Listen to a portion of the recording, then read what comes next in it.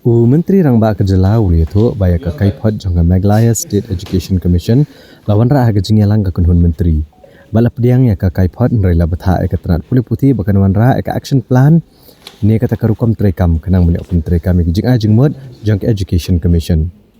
Kumta hadin jangka ni ka kynhun menteri kan serai pat kumno banjam saprang ka bedai bagi jing pun trekam ka kaipot bagi jingai jingmut balaai da ka Education Commission.